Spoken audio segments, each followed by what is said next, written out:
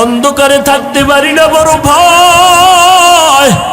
এরে যুবক, একটু মাথাটা নত করে চিন্তা কর, ওই অন্ধকার কবরে যখন রেখে আসবে কেমনে একা থাকবি? যেই কবরে ডানে বামে মাটি, অন্ধকার, কোনো বিছানাও নাই। ওরে নবীর কথা মিথ্যা মনে করিস না রে যুবক, আল্লাহর কোরআনটাকে মিথ্যা মনে করিও না রে বাবা। লক্ষ লক্ষ নবীরা মিথ্যা কথা বলেন নাই, লক্ষ লক্ষ সাহাবায়ে কেরাম মিথ্যা বলতে পারেন না, কোটি কোটি ওলামায়ে কেরামরা মিথ্যা মনে বলতে পারেন না। ও যুবকেরা, আমাদের তো কোনো আমলই নাই।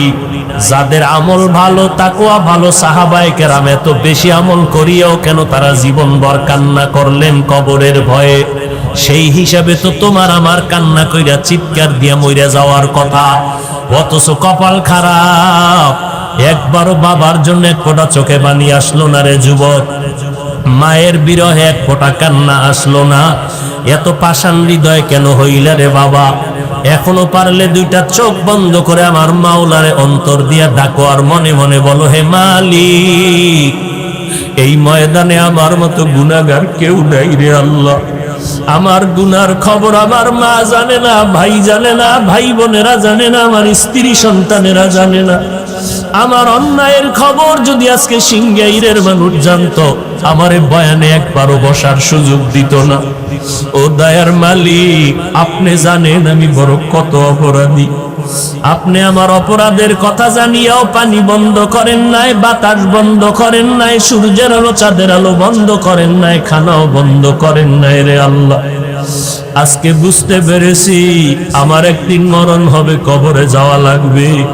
নবী বলেন, ওই কবরে কে ধনী, কে গরিব, কে মাওলানা, কে মুফতি, কে পীর সাহেব, কোনো ভেদাভেদ নাই। সবার জন্য তিনটা প্রশ্ন কবরে রেডি হয়ে যাবে। আমাকেও যেমন তিনটা প্রশ্ন করবে, আপনাদেরও তিনটা করবে। রবের পরিচয় দাও, ধর্মের পরিচয় দাও, রাহমাতুল লিল আলামিনের পরিচয় দাও। নবীজি বলেন, কারা জবাব দিতে পারবে? দুনিয়াতে যারা রবের গোলামি করে যাবে তারা কবরে গিয়া জবাব দিবে, রব্বি আল্লাহ, আমার রব একমাত্র আমার আল্লাহ। দুনিয়াতে যারা ইসলাম মেনে চলবে তারা কবরে গিয়া জবাব দিবে, দীনিয়াল ইসলাম, আমার ধর্মের নাম ইসলাম। দুনিয়াতে যারা সুন্নতের আমল করে চলবে, ও যুবকেরা, আঙ্গুলের নখগুলো কেমনে রাখবা সেখানেও নবীর সুন্নত যারা মানবে। মাথার চুলগুলো কেমনে রাখবা সেখানেও নবীর সুন্নত যারা মেনে চলবে। জুতা দুইটা পায়ে পরার সুন্নত আছে যারা মানবে। বাথরুমে কেমনে ঢুকবেন বের হবেন সেখানেও নবীর তরিকা যারা মেনে চলবে। কবরে যাওয়ার পরে নবীরে দেখাইয়া বলবে, চিনুনি? যারা নবীর সুন্নতের পাগল আর আশিক, নবীর একটা নজর দেখা মাত্র চিনে ফেলবে। ডাক দিয়া বলবি, নি তো আমার সে মায়ার নবী, যেই নবীরে না দেখে টুপি পরেছিলাম, দাড়ি রেখেছিলাম, মা বাবার খেদমত করেছিলাম, ওলামায়ে কেরামের কথায় নামাজ পড়েছি। আল্লাহ সাথে সাথে গাইবি আওয়াজ দিয়া বলবেন, রে ফেরেশতা, আমার পান্ডাটারে আর কষ্ট দিও না। দুনিয়াতে আমার পান্ডা আমার মোহাব্বতের কারণে খাইতে পারে নাই, ঘুমাইতে পারে নাই। যখন সবাই ঘুমায় গেছে, পশু পাখি ঘুমায় গেছে, নদীর মাছও ঘুমায় গেছে, আমার এই আশেক বান্দা তখন অজু বানাইয়া যায় নামাজটা দিছেই আবার আল্লাহর জিকির করেছে। ওই গভীর রজনীতে আমি আল্লাহকে আল্লাহ বলে ডেকেছে। আমি আল্লাহ পাকের মোহাব্বতে বান্দা ঘুমায় নাই। এখন আর দেরি না করে কবরে বেহেশতের বিছানাটা দাও, জান্নাতের সাথে রাস্তা বানায় দাও। 3.5 হাত কবরটাকে পরও একটা পালাখানা বানায় দাও। আমার বান্দা এখন ঘুমাবে কিয়ামত পর্যন্ত। নবী আফসোস করে বলে, দুনিয়াতে যারা রবের গোলামি করবে না, আল্লাহর দ্বীন ইসলাম মানবে না, নবীর সুন্নাত মানবে না, এই সমাজে একদল কপাল পোড়া আছে, চূড়ান্ত কপাল পোড়া। নিজেও নামাজ পড়ে না, যারা নামাজ পড়ে তাদেরকেও পছন্দ করে না। নিজেও পর্দা করে না, যারা পর্দা করে তাদেরকেও পছন্দ করে না। তো মোনাজাতে কান্না করে না, যারা কান্না করে তাদেরকেও পছন্দ করে না। নিজেও পর্দা করে না, হালাল খায় না, যারা হালাল খায় তাদেরকেও পছন্দ করে না। নিজেও মসজিদে যায় না, যারা মসজিদে যায় তাদেরকে পছন্দ করে না। নিজেও নবীর সুন্নাত মানে না, যারা মানে তাদেরকেও পছন্দ করে না। নিজেও আল্লাহর জিকির করে না, যারা জিকির করে তাদেরকেও পছন্দ করে না। এমন গুনাহগার তওবা না করিয়া যদি কবরে যায়, তিনটা প্রশ্নের একটা জবাবও দিতে পারবে না। নবীজি বলেন, তখন আমার আল্লাহ গাইবী আওয়াজ দিয়া রাগান্বিত হয়ে বলবেন, ও ফেরেশতা, এই নাফরমানের আর কোনো সুযোগ দিও না। দুনিয়াতে আমি কম সুযোগ দেই নাই। আমার দেওয়া পানি, আমার দেওয়া বাতাস, আমার দেওয়া সূর্যের আলো, চাঁদের আলো, মাছ, আমার দেওয়া জমিনের ফসল, গাছের ফল খাইয়া কত বড় নিমক হারাম একবারও আলহামদুলিল্লাহ বলে নাই। ওলামায়ে কেরাম পায়ে ধরে ধরে নামাজের কথা বলতো, এক বেলার নামাজে মসজিদে যায় নাই। এখন আর সুযোগ দিও না, কবরে জাহান্নামের বিছানাটা দিয়া দাও, জাহান্নামের সাথে রাস্তা খুলে দাও। কবরে জাহান্নামের আগুন একটা না, দুইটা না, 70 থেকে 99টা সাপ কবরে আসবে। আল্লাহর নবীকে আল্লাহ পাক বলতেছেন, নবী জানায় দেন, সর্বশেষ আমার আল্লাহ কবরের মাটিকে ডেকে বলবেন, এ কবরের মাটি, এই বেঈমান আর নাফরমানের দুই পার্শ্ব থেকে জোরে জোরে চাপ দাও। এত জোরে মাটি চাপ দিবে, পাজরের হাড়গুলো চুরমার হয়ে যাবে। অনেকে কবরের আযাব বিশ্বাস করে না। আল্লাহ মাঝে মাঝে কত কবরে আগুন দেখায় দেয়, কত কবরে সাপ বিচ্ছু ধোঁয়া দেখায় দেয়। আবার এই বাংলাদেশেই প্রমাণ আছে, কত কবরের লাশ 30 বছর পর্যন্ত তাজা ছিল, কাফনে কোনো তাক লাগে নাই। ও আল্লাহর বান্দা, যত কবরে আযাব হলো বেনামাজিদের কবর, আর যত কবরের লাশ তাজা পাওয়া গেল সব হলো নামাজিদের কবর। হেদায়াতের মালিক আল্লাহ, যাদের তওবা করার নিয়ত আছে অন্তরে, আল্লাহ তো অন্তরের খবর জানেন। খাঁটি অন্তরে যাদের তওবার নিয়ত আছে, মরিয়া গেলে যাব আর নামাজ ছাড়ব না, মা বাবারে কষ্ট দিয়া বরদোয়া নিব না, দেশের বিরুদ্ধে জাতির বিরুদ্ধে ষড়যন্ত্র করব না, ওলামায়ে কেরামের পরামর্শ নিয়ে নবীর তরিকা মতে চলবো। তওবা করার যদি নিয়ত হয়, অন্তরে যদি কোনো দুর্বলতা মুনাফিকি না থাকে, খাঁটি তওবা যাদের নিয়ত আছে তওবা করার মতো, আল্লাহর মহব্বতে খাঁটি তওবার নিয়তে দুটো হাত আল্লাহকে দেখাইয়া দেই। আয় আল্লাহ, আমাদের হাতগুলো কবুল করে নেন, আমাদের তওবা কবুল করে নেন। কারো হাত খালি ফিরাইয়া দিয়েন না রে আল্লাহ। মেহেরবানি করে মরণ পর্যন্ত তওবার উপরে মজবুত হইয়া চলার তৌফিক দান করেন, আমিন। আলহামদুলিল্লাহি রাব্বিল আলামিন, ওয়াসসালাতু ওয়াসসালামু আলা সাইয়্যিদিল আমবিয়াই ওয়াল মুরসালিন ওয়া আলা আলিহি ওয়া আসহাবিহি আজমাইন। ইয়া আরহামার রাহিমিন, ইয়া আরহামার রাহিমিন, ইয়া আরহামার রাহিমিন। রব্বিরহামহুমা কামা রব্বায়ানি সগীরা। কয়েক মাস আগে, বেশি দিন হয় নাই, ঢাকা বাড্ডা থানার মধ্যে দুর্ঘটনা হলো। দুইটা বড় বড় সন্তান, শিক্ষিত শয়তান রাইখা বাবায় মারা গেল। ওই সন্তান দুইটা বাবার রেখে যাওয়া কোটি কোটি টাকা নিয়া সারাটা দিন ঝগড়া করলো। বাবার লাশটা পড়ে রইল, 24টা ঘন্টা গেল, লাশটা দাফন করার সময়টাও পায় নাই। ও সিংগাইরের মুসলমান, এমন কুলাঙ্গার সন্তান জন্ম দিয়া কি লাভ হবে বলো? আর এমন কুলাঙ্গারের বাবা দাবি কইরা কি লাভ হবে বলো? অথচ কত যুবকের ব্যবহারে কলিজা ঠান্ডা হয়ে যায়। ও যুবক, কি পড়ো? বলে আমি বিএ পাশ করছি, স্কুলে পড়ি, কলেজে পড়ি, আমি ডাক্তারি পড়ি। ব্যবহার এত সুন্দর, 5 বেলার নামাজ পড়ে, এলাকার মুরব্বীরা কলিজা দিয়া দোয়া করে। যুবকটা স্কুলে পড়লে কি হবে, কলেজে পড়লে কি হবে? ব্যবহারটা কলিজা ঠান্ডা করে দেয়। ওই সন্তান শুধু একা দোয়া পায় না, ওর মা পর্যন্ত দোয়া পায়, ওর বাবা পর্যন্ত দোয়া পায়।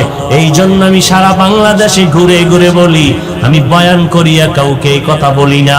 সবাই স্কুল ছেড়ে মাদ্রাসায় আসো, কলেজ ভার্সিটি ছেড়ে দাও, আমগো মতো হুজুর হও, একবারও আমি বলি না। বরং স্কুলে যারা পড়েন তাদেরকে আমি গ্যারান্টি দিয়া বলবো, স্কুলে লেখাপড়া বন্ধ করবা না। যারা কলেজে লেখাপড়া করো, কলেজের লেখাপড়া বন্ধ করবা না। কেউ যদি বুঝায়, খবরদার ওই লেখাপড়া ছাড়িয়া আসবা না। আমাদের মাদ্রাসা লাইনে তোমার মতো সন্তান দরকার নাই, কারণ আমার মাদ্রাসায় আলেম ওলামা মুফতি মুহাদ্দিসের অভাব নাই, কিন্তু আমার অভাব হইল দেশের মধ্যে আদর্শবান ডাক্তারের অভাব। আমার দেশে মুসলমান ইঞ্জিনিয়ারের অভাব, আমার দেশে মুসলমান আদর্শওয়ালা এমপি মন্ত্রীর বড় অভাব, আমার দেশে আদর্শবান মুসলমান এসপিডিসি ওসি সাহেবের বড় অভাব। ওখানে লেখাপড়া করো,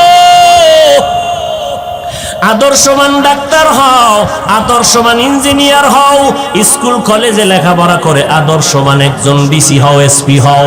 যদি আজকে আমার জেলা সারা বাংলাদেশের ডিসি এসপি আদর্শবান মুসলমান কোরআন পড়নেওয়ালা আদর্শবান হইতো, আমাদের বয়ান করতে এত পেরেশানি করতে হতো না।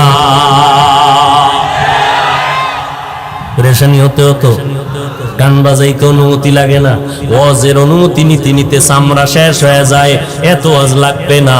ওরে আল্লাহর বান্দা, এই ওয়াজের মাধ্যমে আমরা কাউকে গালি দেই না, বরং পায়ে দইরা দইরা দইরা দইরা বিনয়ের সাথে বয়ান কইরা বুঝাই। সুদ খাইও না, ঘুষ খাইও না। র্যাব, আর্মি, পুলিশ, বিডিআর, সরকার মিলিয়া এই বাংলাদেশে মদ বন্ধ করতে পারে নাই, গাঞ্জা বন্ধ করতে পারে নাই, তাস আর জুয়া বন্ধ করতে পারে নাই।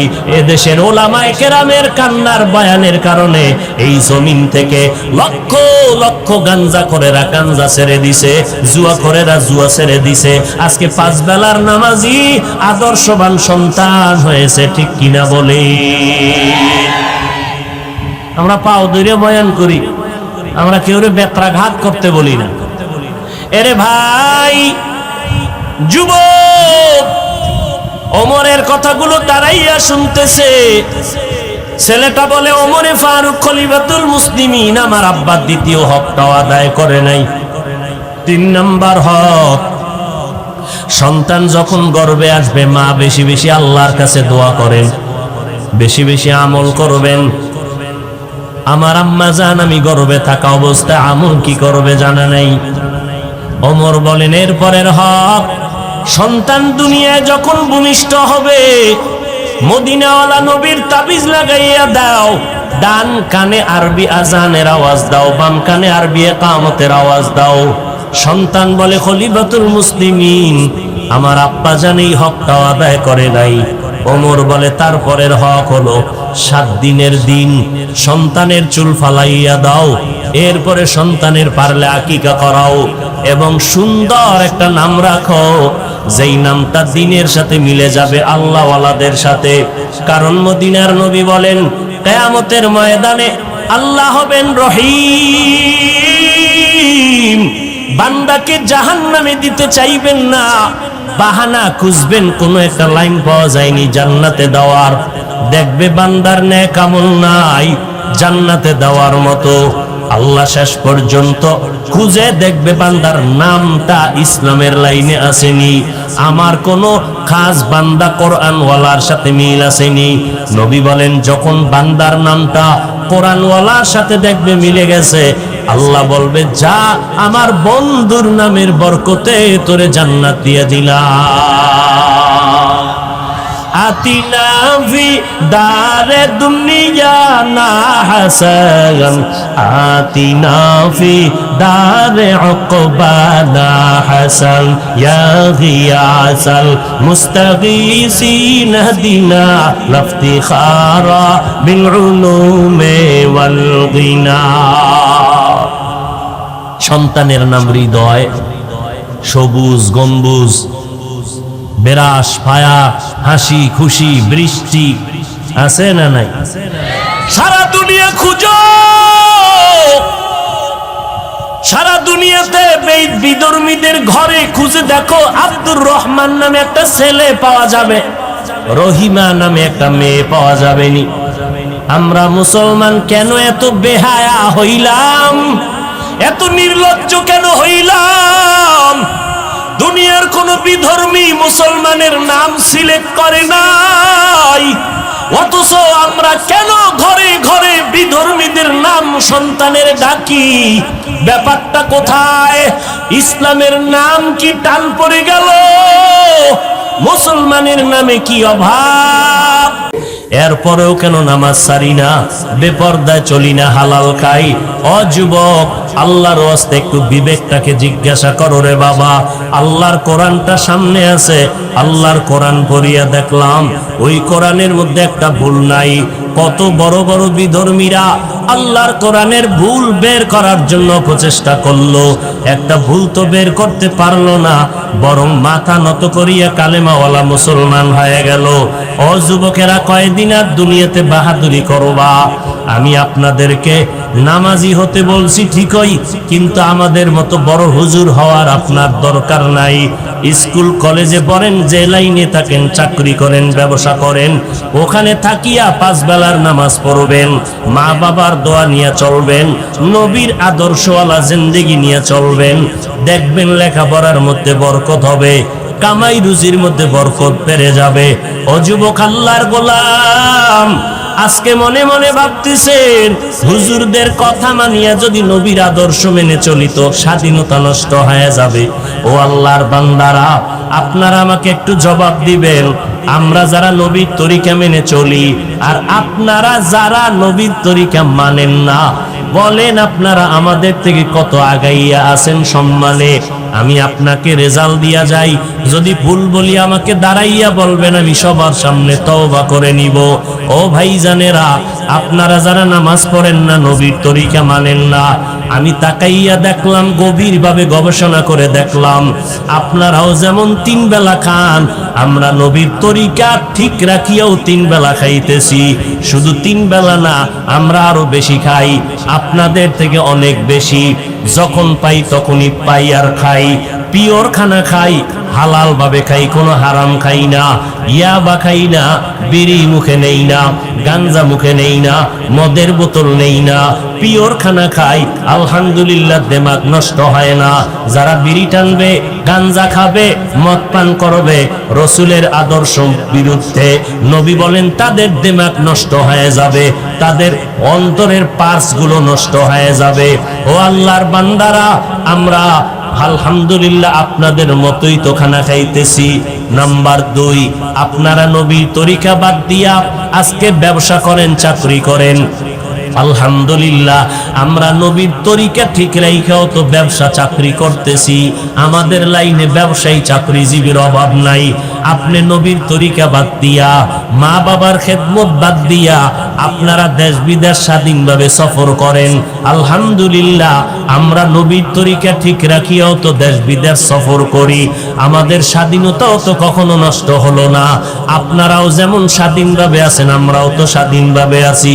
শুধু তাই না, দেখা হলে এমপি সাহেব বলে হুজুর সালাম দোয়া চাই, মন্ত্রী মহোদয় বলে হুজুর সালাম দোয়া চাই, মানুষ দোয়ার জন্য দৌড়ায়। তাহলে নবীর তরিকা মানার কারণে তো আমগো স্বাধীনতা নষ্ট হয় নাই। এবার 2 নাম্বার, আপনার বিবেকের জিজ্ঞাসা করব, আমার মতো হুজুর না, মাওলানা না, আপনার লাইনে জেনারেল লাইনের মানুষ, সাধারণ মানুষের মধ্যে নজর করেন। আপনার মতো বান্দা স্কুল কলেজে পড়ে, নামাজি অভাব নাই।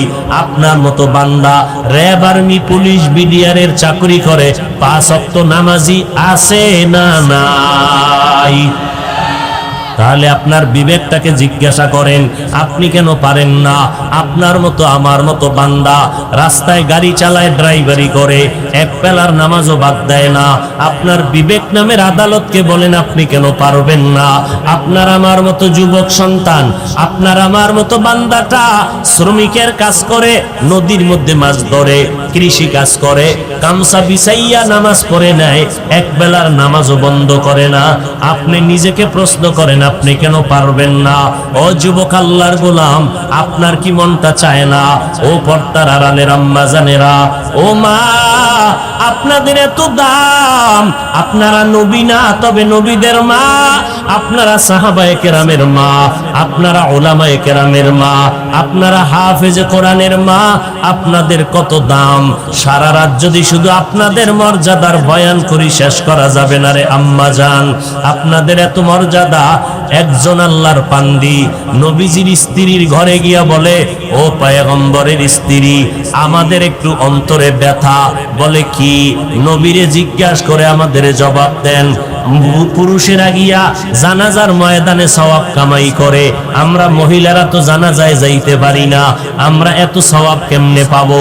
পুরুষেরা জুমার মসজিদে গিয়া সওয়াব কামাই করে, আমরা তো জুমায় যাইতে পারি না, আমাদের সওয়াব বুঝি কম হয়ে গেল? পুরুষেরা জিহাদের ময়দানে গিয়া সওয়াব কামাই করে, আমরা তো জিহাদের ময়দানে যেতে পারি না। নবীজির থেকে জবাব আইনা নবী জানায় দিলেন, ও স্ত্রী, নবীর পক্ষ থেকে তাদেরকে মহিলাদের জানায় দাও, কিয়ামত পর্যন্ত আনেওয়ালা নারীদের জানায় দাও। ও পর্দার আড়ালের মা বোনেরা, আল্লাহর নবী জবাব দিয়েছেন, পুরুষেরা জুমায় গিয়া সওয়াব পাবে, জানাজায় গিয়া সওয়াব পাবে। আপনার জানাজায় যাওয়া লাগবে না, জুমার মসজিদে যাওয়ার প্রয়োজন হবে না। ঘরের মধ্যে থাকিয়া স্বামীর মাল হেফাজত করবেন, সন্তানগুলো আদর্শওয়ালা বানাবেন, স্বামীর জন্য দোয়া করবেন, পর্দা রক্ষা করে চলবেন। যদি ঘরের মধ্যে বসিয়া নির্জন জায়গায় নামাজ পড়েন, মদিনার নবী বলেন, পুরুষেরা জিহাদের ময়দানে আর জানাজার ময়দানে জুমার মসজিদে গিয়া যেই পরিমাণ সওয়াব পাবে, আল্লাহ তাআলা নারীদেরকে ওই সওয়াব ঘরের মধ্যে দান করে দিবেন। এরপর আমগো একদল হুজুরেরা পাগলের মতো হয়ে গেছে আম্মাজানদেরকে রাস্তায় নামানোর জন্য। এই জন্য আমি মাঝে মাঝে বলি, আওয়ামী লীগওয়ালারা ইসলামের ব্যানার টানাইয়া মানুষের ধোকা দেয় না, বিএমপি ওয়ালারা ইসলামের ব্যানার টানাইয়া মানুষের ধোকা দেয় না। তারা বলে না আমরা ইসলামের ব্যানার লাগাইছি, আসো আমরা ইসলাম কায়েম করব। আওয়ামী লীগওয়ালারাও বলে না, অতএব তাদের নিয়ে টেনশন নাই, টেনশন আমাদের তাদেরকে নিয়া যারা ইসলামের ব্যানার টানাইয়া আবার বলে আমি মাওলানা, আমি বড় ডক্টর, আমি বড় একজন আলেম, আলেমের নাম নিয়া বক্তা হইয়া চেয়ারে বৈশা উম্মতের সামনে বয়ান করে কয় নবীরাও ভুল করেছেন, আল্লাহ নবীদের দিয়া ভুল করাইছেন। তখন বড় সমস্যায় পড়ে যাই যখন একজন আলেম নামদারি স্টেজের মধ্যে বৈশা মানুষের কয় কোরআন শরীফের মধ্যে ভেজাল আছে। ও ভাইজানেরা, এই কথাগুলো তো ইন্ডিয়ার খবর না, সোনার বাংলার তাজা খবর। বেশি এক বছরও হয় নাই, কয়েক মাস আগের খবর শুনাইতেছি। ইউটিউব সার্চ দিয়া বের করো ওই বক্তা কারা। এই ময়দানে আইসা বলে কাজা নামাজ পড়া লাগবে না, বক্তা হইয়া বলে নফল ইবাদত লাগবে না, বক্তা হইয়া বলে জুমার আগে সুন্নাত লাগবে না, বক্তা হইয়া সাধারণ মানুষের বয়ান দিয়া বলে বেশি বেশি নফল ইবাদতের দরকার নাই। এইভাবে কথা বলিয়া বলিয়া উম্মতের বিভ্রান্ত করে। আমাদের টেনশন হলো ইসলামের ব্যানারওয়ালা ধোঁকাবাজ মুনাফিকের নিয়া। ১৫০০ বছর আগে মদিনাওয়ালা নবী বলছেন, এই উম্মতেরা আলেম দেখলে যাইও না, সাবধান। এই জমিনের মধ্যে একদল উলামা থাকবে চূড়ান্ত খারাপ, আর একদল উলামা থাকবে চূড়ান্ত ভালো। ক্বালান নবিয়্যু সাল্লাল্লাহু আলাইহি ওয়া আলিহি ওয়া সাল্লাম, আলা ইন্না শাররাশ শাররি শিরারুল উলামা ওয়া ইন্না খায়রাল খিয়ারি খিয়ারুল উলামা। দুনিয়াতে খারাপের তুলনায় সবথেকে খারাপ হলো উলামা, আবার ভালোর তুলনায় সবথেকে ভালো হলো উলামা। যারা খারাপ তাদেরকে বলে বাতিল, আর যারা ভালো তাদেরকে বলে আহলে হক। অতএব ওলামাদেরকে লাগবে। ওলামা কেরাম ছাড়া আমল করা যাবে না, ওলামায়ে কেরাম ছাড়া নিজের অন্তর ধোলাই করা যাবে না, নবীর আদর্শ খুঁজে পাওয়া যাবে না। তবে খবরদার, ওলামাদের কাছে যাইতে গিয়া বাতিলের কাছে যেন না যাই। সাবধান সাবধান, যারা কাজা নামাজ লাগবে না বলে তারা বাতিল, যারা বলে বেশি নফল ইবাদত লাগবে না তারা বাতিল, বাতিল, যারা বলে বিতিরের নামাজ লাগবে না তারা বাতিল। যেই বক্তা আলেম বলে নবীরা ভুল করেছেন, আল্লাহ নবীদেরকে দিয়া ভুল করাইছেন, সন্দেহ নাই এই আলেম নামের রসুলের হাদিস মতে আহলে বাতিল। গীবত করলাম না কেন? হিংসা অন্তরে না? ভণ্ডদের বিরুদ্ধে, বাতিলের বিরুদ্ধে কথা বলা এটা ঈমানের দাবি, এটা কখনো হিংসা না। আমার নবী ভণ্ড বাতিলের বিরুদ্ধে বলেছেন কি বলেন নাই? অতএব বাতিলের বিরুদ্ধে। আরে কি কয়, কোরআন শরীফের মধ্যে অনেক ভেজাল। নাউজুবিল্লাহর আওয়াজে বোঝা গেল ওই পক্ষের কিছু বাতিল আছেন নাকি? কোরআন শরীফে ভেজাল আছে? হ্যাঁ, যেই বক্তা কয় যে হাদিসের থেকেও কোরআনে জাল বেশি, এবার কোন দেশে আছেন চিন্তা করেন।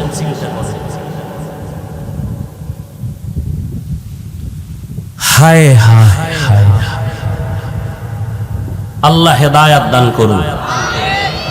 এরে নবীরা আশেক, এজন্য উলামায়ে আহলে হক কেমনে বুঝবেন কারা হক আর বাতিল? চিনা যায় না, কারণ সিটি গোলার স্বর্ণের কালারের মতো সব এক, ডিজাইনও এক। যারা উলামা হক তাদেরও দাড়ি আছে, টুপি আছে, যারা বাতিল তাদেরও দাড়ি টুপি আছে না নাই? চিনবেন কি করে কে বাতিল কে হক? স্বর্ণ আর সিটি গোল্ড চিনার মতো যেমন ব্যবস্থা আছে, হক বাতিল চিনার মতো ব্যবস্থা আছে। ওটা কষ্টি পাথর, হক বাতিল আলেম চিনার কষ্টি পাথর হলো কোরআন আর সুন্নাত। আপনি বুঝবেন না, যাদের অন্তর চক্ষু খোলা আছে তারা দেখলে বুঝে ফেলবে।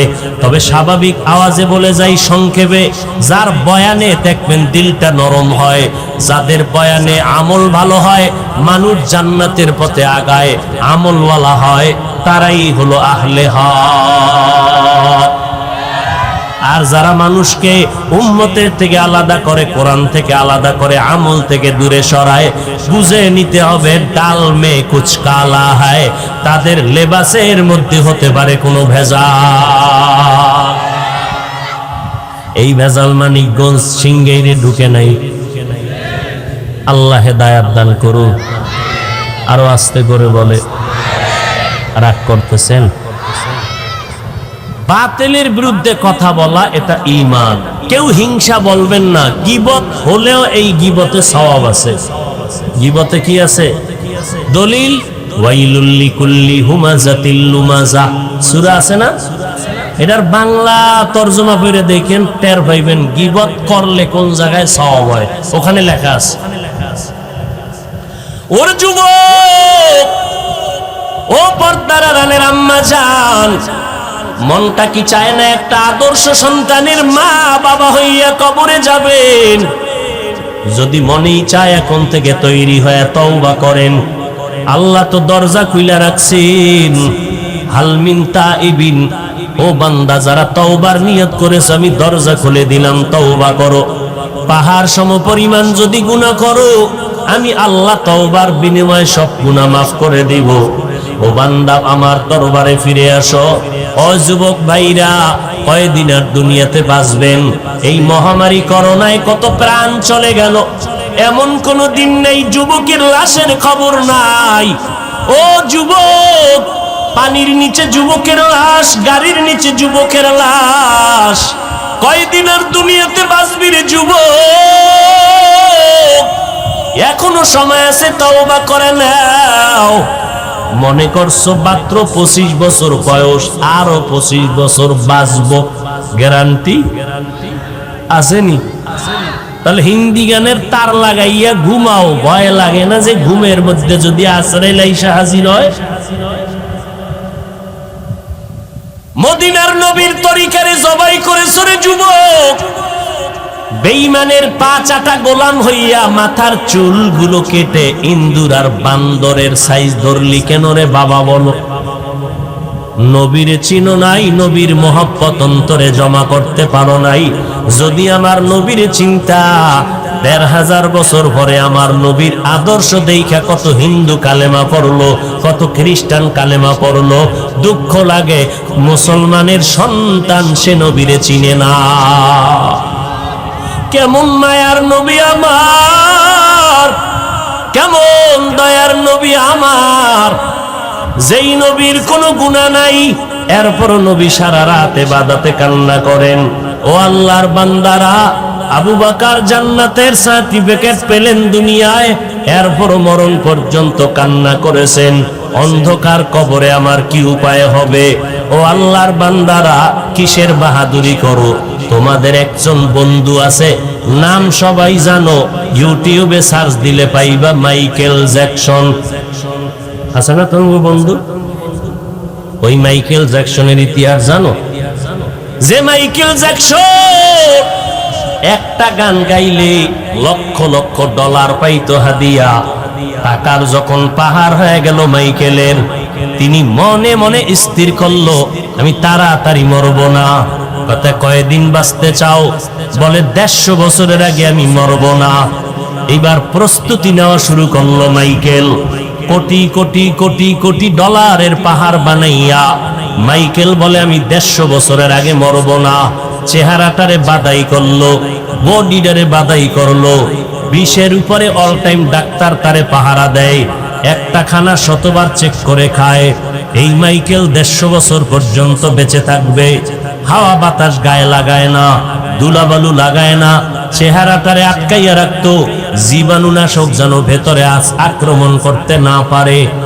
হাত দিয়া কারো সাথে সাক্ষাৎ দিত না, চামড়াটারে আটকায়া রাখতো, অন্যের হাত থেকে ভাইরাস ঢুকতে পারে। ওই মাইকেলের নিয়ত হলো, ১৫০ বছর আমি জীবিত থাকবো দুনিয়ায়, আমার প্রস্তুতি কমপ্লিট হয়ে গেল। কিন্তু আল্লাহ কয়, তোরে অল্প দিনের মধ্যে আজরাইলের হাতে পাঠায় দিব। যখন মাইকেলের হায়াত ৫০-এর কোঠা পেরিয়ে গেল, মাইকেল একদিন চিন্তায় পড়ে গেল। হঠাৎ শরীরটা দুর্বল লাগে, অল টাইম বিটজোনার উপরে ডাক্তার পাহারা দেয়, খানা চিকিৎসার কোনো অভাব নাই। মাইকেল একটু বিশ্রামে গিয়া নাক টেনে একটা ঘুম পড়ল। ডাক্তারেরা চতুর্পার্শ্বে পাহারা দিল, মাত্র বয়স হলো ৫০-এর কোঠায়। এই মাইকেল এমন একটা ঘুম দিল, ডাক্তারেরা দীর্ঘ টাইম অপেক্ষা করে বডির মধ্যে হাত দিয়া দেখে, মুহূর্তের মধ্যে মাইকেলের বডি শক্ত হয়ে গেল, পায়ে বরফের মতো ঠান্ডা হয়ে গেল। ডাক্তারেরা চিৎকার দিয়া বলে, আমরা এতগুলো ডাক্তার পাহারা দিলাম, কোন সময় মাইকেলের জানটা চলে গেল আমরা তো অনুভব করতে পারি নাই। ও যুবকেরা, এর থেকে দৃষ্টান্ত আর কেমনে দিলে তোমরা ঠিক হইয়া চলবা? ও যুবক, আমিও তো তোমার মতো যুবক। ও আল্লাহর বান্দারা, আল্লাহর মোহাব্বত নিয়ে বলতেছি, আজকে টুপিদারির কারণে, নামাজের কারণে সম্মান কমে নাই, দুনিয়ার স্বাধীনতাও নষ্ট হয় নাই। ভাইজান, তুমি স্কুলে পড়ো, কলেজে পড়ো, পায়ে হাত রেখে বলছি, তবে ৫ বেলার নামাজটা পড়িও, মা বাবার দোয়া নিয়ে চলিও। কারণ আজকে আমি চেয়ারে বৈশা বয়ান করি, আমার মা বাবার চোখের পানি আর দোয়া ছাড়া হাইতে পারতাম না। তুমি আমি যত টাকার মালিক, বাড়ি গাড়ির মালিকের বড়াই করি, খোদার কসম মা বাবার চোখের পানি আর দোয়া ছাড়া হতে পারো নাই। তুমি পরীক্ষায় ভালো নাম্বার পেয়েছ, মা বাবার দোয়ার ফসল। ওই মা কত কলিজা দিয়া তোমার আমার জন্য দোয়া করেছে। ওই মা বাবাকে যত কষ্ট দিয়েছি, মা বাবা কখনো তোমার আমার জন্য বরদোয়া করে নাই। তুমি আমি কত মা বাবারে গালি দিছি, কিন্তু মা চোখের পানি ছেড়ে আল্লাহর কাছে দোয়া করছেন, ও আল্লাহ তুমি আমার সন্তানটারে হেদায়েত দাও, তুমি আমার সন্তানটারে সুস্থতার জীবন দান করো। আজকে ওই মাকে যারা হারাইলা, ওই বাবাকে যারা হারাইয়া এতিমের মতো এখানে হাজির হয়েছ, ওই মা বাবা অসহায়ের মতো তোমার আমার দিকে দোয়ার অপেক্ষায় তাকাইয়াছ। ও যুবক, ওই মাকে যারা কষ্ট দিয়া চোখের পানি ফালাইছো, এখনো যদি বেঁচে থাকে, সময় থাকতে মায়ের কাছে গিয়া দোয়া নিও, আর বলিও, মা তোমার দোয়া ছাড়া আমি আগাইতে পারবো না, যতই বাহাদুরি করি টাকার বলে আগাইতে পারবো না। মা তুমি আমার মাথায় একটু হাত দিয়ে দোয়া করে দাও। আল্লাহর শপথ, মা যদি মাথায় হাত দিয়ে দোয়া করে দেয়, সাথে সাথে আরশে আজিমে কবুল হয়ে যাবে। মাকে গিয়া বলবা, মা আজকে ওয়াজ মাহফিলে গেলাম, সবাই মুনাজাত ধরলো, আমিও মুনাজাত ধরলাম, কিন্তু আমার চোখে পানি আসলো না কেন? আল্লাহ গুনার কারণে বেজার হয়ে গেছে, তুমি না জানি আমার উপরে কষ্ট পেয়ে আসো। আজকে তুমি দোয়া করিয়া দেও, আজকে আমি তওবার নিয়ত করে ফেলেছি, মরিয়া গেলে যাব, হায়াতের মালিক আমার আল্লাহ, রিজিকের মালিক আমার আল্লাহ, ইজ্জতের মালিক আমার আল্লাহ। অতএব আমি দুনিয়ার কারো ভয় আর নামাজ ছাড়ব না, নবীর তরিকার উপরে চলবো, মা বাবা তোমার খেদমত করে চলবো, ওলামায়ে কেরামের দোয়া নিয়ে সুন্নতের আমল করব, দেশ এবং জাতির বিরুদ্ধে কোনো ষড়যন্ত্রে লিপ্ত হব না, অন্যায়ভাবে কারো উপরে জুলুম করব না, কারো হক নষ্ট করব না, মিথ্যা কথা বলবো না, কারো ক্ষতি করার চেষ্টা করব না। ও আল্লাহর বান্দারা, তওবার নিয়ত এখনো করতে পারো, না হয় দুনিয়ার থেকে যেদিন বিদায় হয়ে যাইবা, আজকে আমি বক্তা হয়ে এখানে বসছি, আপনারা শ্রোতা, আমার ডানে বামে সামনে ভক্তবৃন্দের অভাব নাই, আপনারও দেখতেছেন টাকা পয়সা ভক্তবৃন্দের অভাব নাই, কিন্তু একবারও কি চিন্তা করেছেন যেদিন চক্ষু দুইটা বন্ধ হয়ে যাবে, আমি হাফিজুর রহমানকে যেমন 3টা সাদা কাফন দেওয়া হবে, আমার গায়ের গেঞ্জিটা বেলেট দিয়া আমার আপন জনেরা কেটে কেটে রেখে দিবে, ওই বাজারে গিয়া 3টা পাতলা সাদা কাফন এনে প্যাকেট বানায় দিবে। আপনি শ্রোতা গরিব, আপনাকেও 3টা সাদা কাফন পরায় দিবে। কে ধনী কে গরিব কোনো ভেদাভেদ রাখবে না, ধনীর জন্য যেমন 3টা কালা সাদা কাফন, আপনারও 3টা সাদা কাফন, ইমাম সাহেবের যেমন 3 কাফন, মুক্তাদিরও তেমন 3 কাফন, ডাক্তারেরও যেমন কাফন কালার এক, রোগীর জন্য তেমন কাফনের কালার এক।